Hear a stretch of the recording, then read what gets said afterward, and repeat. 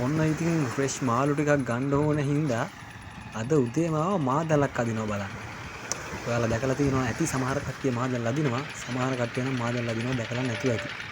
ඔන්න එහෙනම් බලා ගන්නකෝ අද මාදල් අදින විදිය. මේ තමයි කල්පිටිය. කල්පිටියේ මුහුදු තීරේ ඉතින් මාදලක් ළඟට ආවා අලුත් මාළු ටිකක් ගන්න කියලා හිතාගෙන.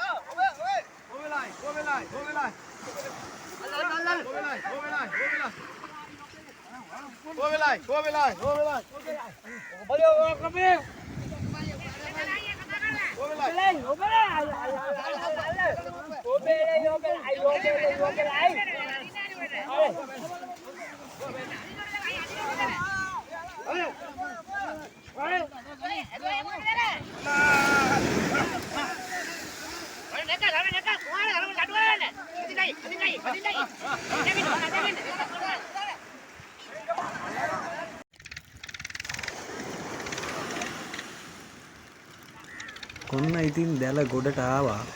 මේ තමයි ඉතින් අද මාදලේ මාළු අස්වැන්න. ඉතින් ගොඩක් ඉන්නේ හාල් මැස්සෝ. ඉතින් හාල් මැස්සොන්ට ආස කට්ටිය ඕම් බලා ගන්න අමුවෙන්ම හාල් මැස්සෝ තමයි මේ.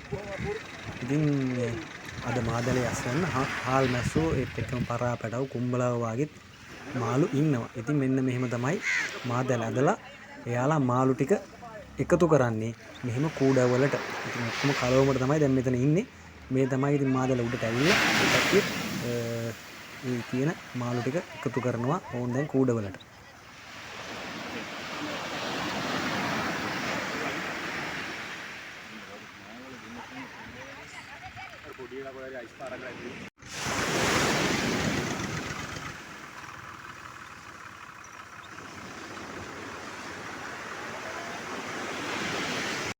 ඉතින් අර විදිහට කූඩවලට දාපු මාළු ඔක්කොම මෙන්න මෙතෙන්ට ගෙනල්ලා තමයි මාළු ටික තෝරන්නේ.